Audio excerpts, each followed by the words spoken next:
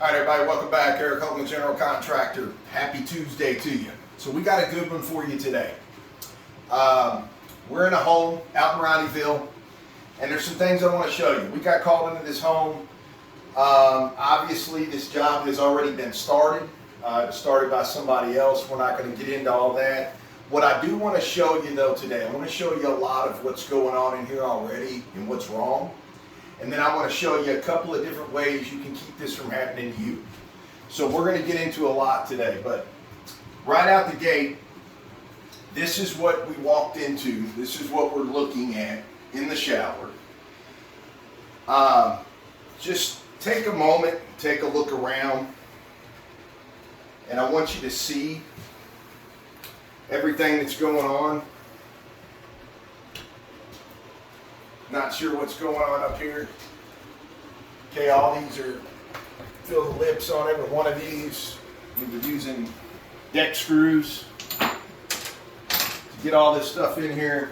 Over here to the tub side, this is what we got going on.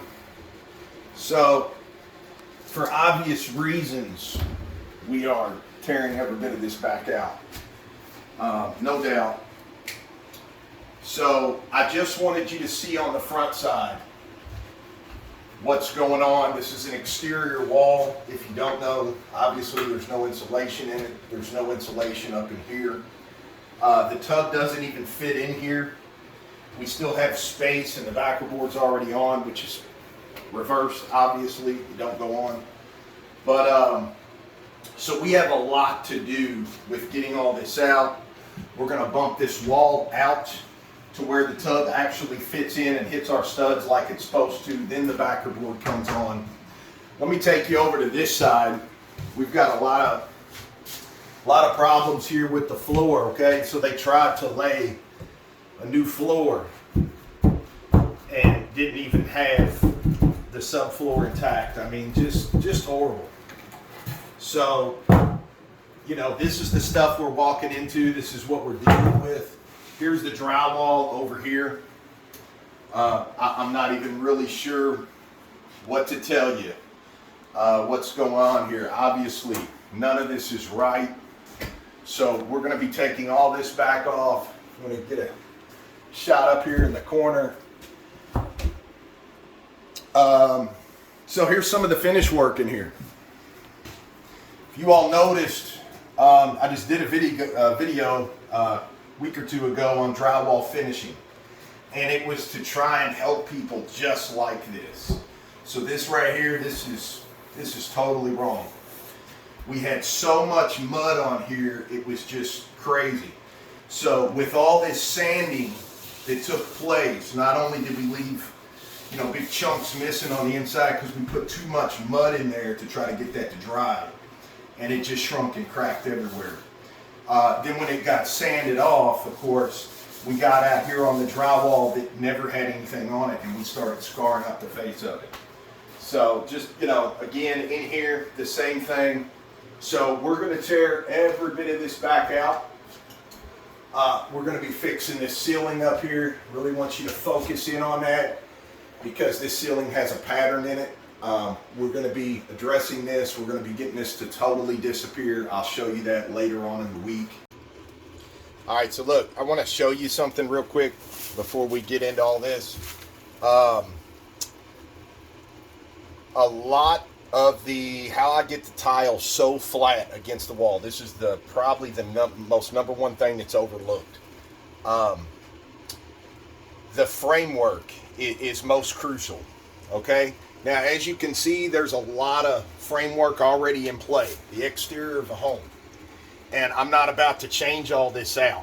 Nobody would. But what you do have to do is you have to get what framework is here. You have to get that, as straight and narrow as you can. Meaning, this was already put in. Okay, it's obviously wrong. I want to show you something. Take a level, go straight across. And even though it's obvious, look at all this gap here. I'm not touching anywhere. So for this section, obviously this one here with the lip is the incorrect one. Here's the problem though. whoever put this in, somebody shot from the outside of the home, shot into this board. So there's no way we're going to get anything back here and try to cut this away, anything from the outside, from in behind the board, any of that, because we're going to risk, right behind this is obviously the house wrap and the vinyl siding. So we don't want to start cutting anything back here and take a chance on messing anything up on the outside. So we're going to have to deal with this as is, since we can't just pull this guy off and get him out of the equation so that we can be touching everywhere. We don't want this. We're going to have to take a Sawzall and we're going to have to shave this guy flat so he gets in behind everywhere we're supposed to be. We got a couple more up here to deal with. Let me show you. Best way to tell before you ever put up backer board. And if you just seen the before, the backer board was already up. So that means the backer board was over the top of all this stuff that I'm showing you that's an issue. So up here the same way. When you set this across, right here, we're touching, we're not touching. We have a huge lip right here. So if that backer board is set over and we start shooting screws into that backer board, it's going to start breaking and flexing that backer board, which is not going to make my tile sit flat. So all these things are what we're going to sit here and address. I just want to show you the importance. Most people that tear everything out and they start putting back, they just put it back on what's there. They never bother to send anything across and make sure everything's touching.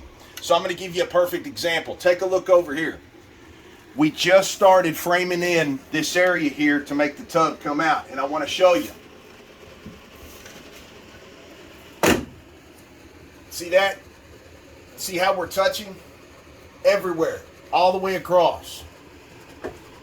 Most people just throw it up, put a level on it. Yep, looks good. All you got to do is take something like a level and go straight across with all that. Now, these two are touching. This is normal. You're going to have a bow in there. So here in a little bit, we're going to put braces in to pull us right there so we are completely flat all the way across. Number one crucial mistake before putting up backer board that most people forget. Also, if you noticed in the before, we already have the tub hooked up. We already have the drain and everything in play. It was very, very easy access to get to everything in behind here, making sure everything's good. And as usual, you always need to test that. Make sure everything's draining. Right now is a great time to run the water, reach in behind there and make sure all our fittings, make sure everything's intact, nothing's leaking. So I don't know how that would have been done on the before video that you just seen, because the wall was already up and the tub was put in. So that's kind of backwards. You put the tub in before I ever shot those screws to the studs. We hooked up the drain, we hooked up everything, we tested everything out. Once everything was perfect, then we shot that.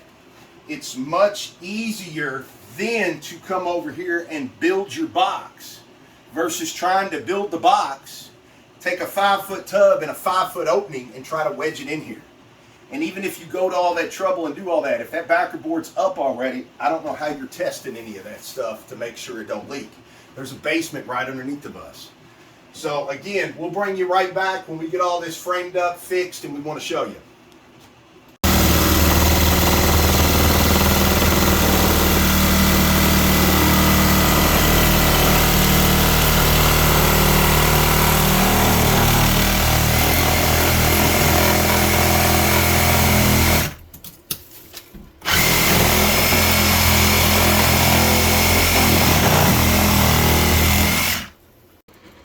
All right, so now that we got that off, I just want to show you this one board here that was just out of whack, how much trouble that would have caused us. Now when we put this back on, take a look. Tight, tight, tight, on down the line, tight. Just by shaving this guy off. Now keep in mind that video you seen, the backer board was already up. The D-Rock was already up here. Yet I clearly showed you the big gap there. So when that D-Rock would have went on, the screws that are over here, it causes a bow. Even though you don't see it, And looking at it from this angle, it appears to be flat. I just showed you it wasn't flat. Your walls, your studs, no matter if you framed it, if somebody else framed it, it doesn't matter. Old framework, you still have to deal with it. You don't just tear everything off and then start putting your D-Rock up or whatever it is you're doing. You have to deal with, obviously, like I said, we're not taking all this off. This is an exterior wall. But what we are seeing, you have to address and deal with these little things because it's going to add up in the end. All right, so we had done that one already. Everything's even there. This one was in the same boat, not down here. Again, you're never going to get in behind here. As you can see, whoever shot it with these big 3-inch screws from the outside. So there's really no way to get this guy off without damaging stuff on the outside that we don't want to. So again, we're just shaving this back to get it level with the other ones.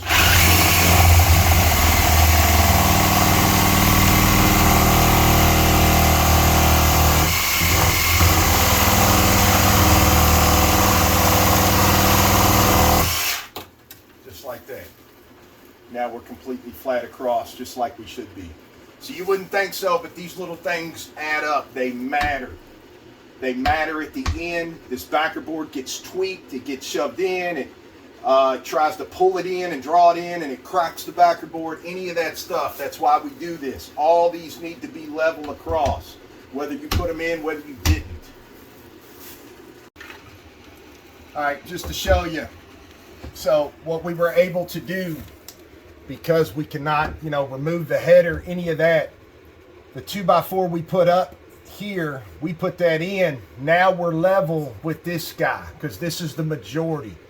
This guy here is actually, you can see it right there. And this is original. So it's too far back in. So we're not going to be able to use him at all. Now that we've put ours in there, we're bumped out correctly here, here, and here, touching in all places. When you move down the line, everything that we trimmed back now, these here are a no-go. We cannot use them. This is part of the original that's not correct. So we're not using these. Ours went in. Now we can use this, this. These are all in line now. Every one of these. So now we're not going to have any problem. We'll have screws here, here, here, and so on. So we just bypass these. These are going to be in here, but if we were to sink a screw in there, it's going to draw that backer board in, and it's probably going to crack it. Okay, so I just want to show you real quick. We've already put the first sheet in. Just in case you don't know, recommended, I wrote that out for you, 4 rows of 3 is what's recommended. We do 5 rows of 4. You always want to stay out of your corners. Never hit that last stud with screws because it's just going to try and break it. And also, we use the hydrated already, the Hydro Defense backer board. I know it's $21, $22 a sheet versus $10 a sheet. But by the time you red guard all that, by the time you do all that and spend, $50 for red guard, or if you get a bigger bucket, it's $150. Usually it all evens out the same. So we are already good to go here, and we're not held up with, drying process, minus our seams that we're going to do here a little bit later on. But just wanted to show you the first board's in, and let me show you what I was talking about. See how tight that is? Then moving on down the line, see, we're touching. And if you remember correctly, we're not using these. Those are the ones with the X's on them. That's why. Right there. Nothing we can do about that. Can't get those out. Definitely don't want to put a screw in here and draw that. It's going to put a bend in here, and it's going to make our tile have lippage. So, exactly where we wanted to be all the way across. Picture perfect. All the way to the end. All right, so here we go. So we got 2 sheets in play. And I want to show you something. Here's my seam right here. Now you remember the stud work we did. That's why we fixed all that stud work. Paper thin. Completely. Check that out. That's what I'm talking about right there. That is as tight as you can get that. It ain't going to get no tighter. So, I've seen a lot of people, whether you use the hydrated board, whether you use D-Rock, whatever. I've seen a lot of people, they do not use backer board screws. These guys. And here's why. They got that little ridge right there. And this is what happens when they go in. See, they go in. Let me show you a side view here. See how that ain't completely flat? It pokes itself out. Well, I don't want to leave that like that times all these. Okay? So all you got to do, take a little 5-way, run it right over that guy. Just like that. Take your hammer. Just give that a little bit of tap. Now let me show you. You can have everything in. It can be further in. You just don't want anything sticking out. So now we're as flat as a pancake. This will never affect my tile thin set. None of that. All right, so we're back. We've got all the rest of this board up. So listen, I already talked to you about the screws and stuff like that, and they're all completely flat now. You can't feel none of those. This is what I want to show you. The reason I use this board, it's $21, $22 a sheet, okay? But don't take my word for it. I want to show you why I use this board. I'm going to use another foam. See this right here? 100% waterproof cement backer board. Not only does it have all these things, okay, the waterproof, the mold block technology, it's easy to score, cuts quick and clean, strong, excellent tile adhesion. The most important thing I use this for, permits time saving by allowing you to skip the step of applying waterproof coating across the entire board surface area. Just waterproof the joints, fasteners, and then move on to the next project. Meaning, all this D-Rock and this Wonder Board and all this other stuff you see, that is not waterproofed. It will trap moisture. It'll trap all kinds of stuff. So if you've got D-Rock and Wonder Board and all that stuff going up and you see tile and thin set going on, that's not at all accurate. So we do not have to waterproof this big guy. We just have to waterproof the seams and these fasteners, the screws. That's it. It's a huge difference. When I'm nearing the end of the day, like today, and I'm gonna get this, I'm gonna get these joints closed up before I leave. This is so quick, fast. That way, by the time I come in tomorrow, do some framework over there, we're already in the proper amount of time to come in here and start tiling.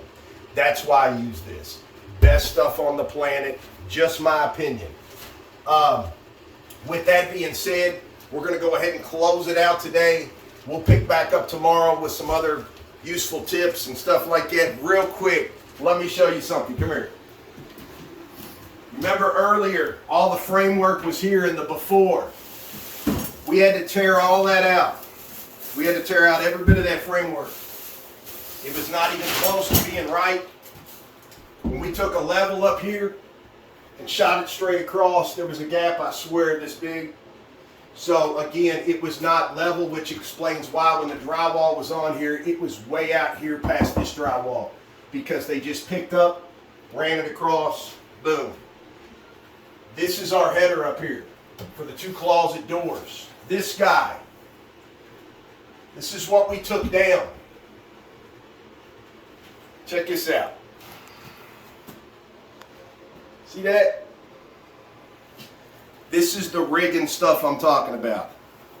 This is what we tore off here. I don't know what this is. I couldn't tell you what this is, but this is the stuff I'm talking about. This is probably what not to do. Other than that, as usual, you all, thanks a lot for tuning in. We'll see you back real soon, wrapping this guy up.